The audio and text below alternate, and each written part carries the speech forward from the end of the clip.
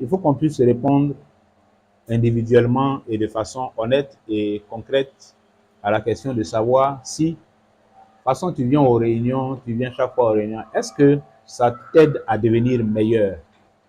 Voilà, ça c'est une question simple mais importante à laquelle il faut donner une réponse honnête. C'est la réponse à cette question-là qui t'oriente, qui nous oriente sur la façon dont nous venons, la façon dont nous passons la réunion et la façon dont nous ressortons de la réunion. Donc, la question c'est, est-ce que réellement et de façon effective, quand tu viens aux réunions, tu repars à la maison, tu viens à la réunion suivante, tu repars à la maison. Quand tu fais ça là, est-ce que le fait de venir participer aux réunions là, ça te rend meilleur? Est-ce que ça participe à te construire, à te rendre plus stable dans la foi, plus solide, plus profond, plus enraciné dans les choses de Dieu? Ça t'apporte, ça t'aide à avoir un meilleur éclairage, une meilleure connaissance, une meilleure compréhension des voies de Dieu. Est-ce que ta participation aux réunions de l'Église, ça te fait comme ça? Est-ce que ça t'apporte ça? Est-ce que ça t'aide à devenir meilleur devant le Seigneur? Question importante, hein, bien-aimé. Question importante parce que il ne faut pas rester dans les sentiers de réunion pour réunion, ou bien réunion par habitude, ou bien par routine. Non.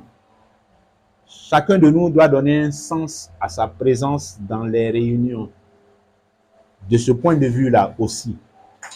Un sens à ma présence ici. C'est-à-dire, quand je pars d'ici, pas forcément que automatiquement j'ai appris quelque chose et puis en même temps ça m'a changé, mais que la communion avec les frères, les sœurs, les chants que nous élevons vers Dieu à l'unisson, les prières que nous faisons ensemble, hein, il faut que toutes ces choses-là, ça participe effectivement à me rendre meilleur, que ça participe à faire de moi un meilleur disciple de Christ, un meilleur enfant de Dieu, que ça y contribue, parce que c'est pour ça que Dieu permet que nous soyons assemblés, qu'on se retrouve, et tout ça. Voilà. Il est glorifié, nous sommes édifiés. C'est ça si je peux appeler ça la transaction. Il est glorifié et nous sommes édifiés. Il est glorifié et nous sommes édifiés. Il est élevé et nous sommes édifiés. Nous sommes bâtis, nous sommes construits. Nous sommes affermis. Nous sommes consolés. Nous sommes corrigés, redressés en quelque chose. Parce que toute écriture est inspirée de Dieu, puisque nous partageons la parole aussi quand nous nous rassemblons. Donc, il y a une correction qui va venir quelque part. Il y a un encouragement qui va sortir de la parole, qui va venir s'adresser à nous, qui va nous rencontrer dans là où nous avons besoin d'être encouragés, ce dans quoi on a besoin d'être encouragés. Donc, c'est tout ça qui doit se produire pour que nous devenions meilleurs, pour que, à mesure qu'on se rassemble, on devienne meilleur. Ça veut donc dire que plus je suis assidu, je suis fidèle aux réunions de l'Église, mais en principe, je dis en toute logique, plus je dois devenir meilleur dans ma marche avec le Seigneur. Ça doit m'apporter. Oui, il y a d'autres moyens que Dieu utilise, hein, en dehors des rassemblements, pour nous rendre meilleurs. Mais je parle des réunions. Étant donné que les réunions font partie des instruments et des occasions que Dieu utilise pour nous rendre meilleurs dans notre marche avec lui, dans notre foi, eh bien, il faut que ça soit vrai. Il faut que ça soit vrai. Et il faut que ça soit de plus en plus vrai. C'est-à-dire, il faut que ça soit de mieux en mieux. Il faut que, sortant des réunions auxquelles je participe de façon régulière, eh bien, je parte chargé de beaucoup de bonnes choses que je ne perds pas en dehors de la réunion. Beaucoup de bonnes choses que je ne laisse pas se dilapider ou bien s'éparpiller ou bien, voilà, se disperser. Que je ne les perde pas, mais que je puisse les conserver par la grâce de Dieu, par son esprit, que je sache en tirer le meilleur pour ma foi et pour ma marche avec Christ. Amen. Amen. Qu'il en soit ainsi. et que chacun de nous puisse avoir ça. C'est-à-dire, comment je fais moi pour que les réunions auxquelles je participe puissent m'aider à devenir meilleur? Comment je fais pour que ça fasse comme ça? Chacun de nous doit savoir en ce qui le concerne. Chacun de nous doit savoir. C'est-à-dire, qu'est-ce que je fais au-delà des réunions? Comment je fais? Qu'est-ce que je fais pendant les réunions même? Pour que cet objectif-là ne soit pas raté, mais qu'il soit atteint. Parce que ça commence là. Quand je suis présent, ce qui se fait, comment je fais pour que ma présence là me permette de bénéficier de la réunion et de l'assemblement de tout ce que nous faisons? Comment je fais? Dans quelle disposition je me mets? Comment est-ce que j'y participe? Pour que ça ait cet effet et que l'Esprit de Dieu puisse faire ce travail-là sur ma vie à partir de tout ce qui se passe. Maintenant, en dehors de la réunion, quand on a fini la réunion, entre deux réunions, entre la réunion qu'on a aujourd'hui et puis la prochaine réunion qu'on aura, tout à l'heure, on va finir ça vers 18h. On va se séparer. Chacun ira à la maison. À partir de ce moment-là, jusqu'à ce qu'on ait une autre réunion et puis on va se rassembler là. Dans ce temps-là, entre les deux réunions, qu'est-ce que je fais concrètement pour que ce avec quoi je suis sorti de la dernière réunion là ne se perde pas?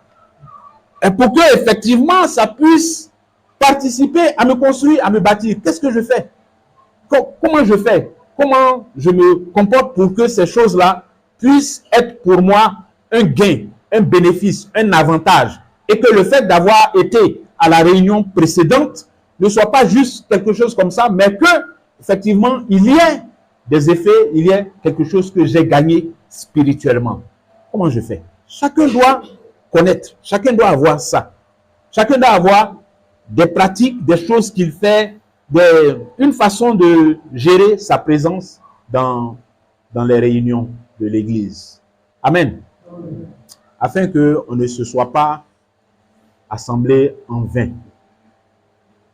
Parce que malheureusement, pour certains, ça peut être une présence vaine. Une présence vaine. Si quelqu'un vient régulièrement aux réunions de l'Église et que il n'y a pas d'amélioration dans ses voies, dans sa marche, bon, ça veut dire qu'il y a un souci quelque part. Parce que le but des rassemblements, c'est que nous devenions meilleurs, c'est qu'on puisse évoluer, on puisse progresser dans la connaissance des voies de Dieu. Amen. Voilà, donc, méditons sur ces paroles-là, on n'a qu'à se les approprier, et puis chacun de nous n'a qu'à, voilà, ce qu'il y a à corriger, là, on n'a qu'à corriger la façon dont on voit les réunions, la façon dont on considère les réunions. S'il y a des insuffisances dedans, on n'a qu'à corriger ça. Parce que ce qui vient d'être expliqué là, c'est comme ça qu'on doit prendre les réunions, c'est comme ça qu'on doit comprendre ça. C'est comme ça qu'on doit comprendre le sens de notre présence aux réunions. Donc, ce qu'il y a à corriger, que chacun fasse les corrections nécessaires afin que, voilà, chaque réunion à laquelle tu vas participer puisse être quelque chose qui te soit bénéfique spirituellement. Que ça t'apporte même beaucoup de choses. C'est-à-dire, quand tu sors de la réunion, tu peux sortir de la réunion avec quelqu'un d'autre. Hein. Lui, vraiment, il a fait une expérience dans laquelle, bon, il n'y a pas grand-chose, hein, il est sorti avec pas grand-chose, mais tu peux sortir de la même réunion là, où lui pense qu'il est sorti avec peu de choses là. Toi, tu peux sortir avec beaucoup de choses même, qui t'édifient et qui t'aident, qui te permettent de marcher avec plus de robustesse, plus de sérénité dans les voies du Seigneur. Amen. Amen. Voilà, donc, retenons ces paroles-là, prenons-les et puis que Dieu nous aide vraiment à donner du sens à notre présence aux réunions.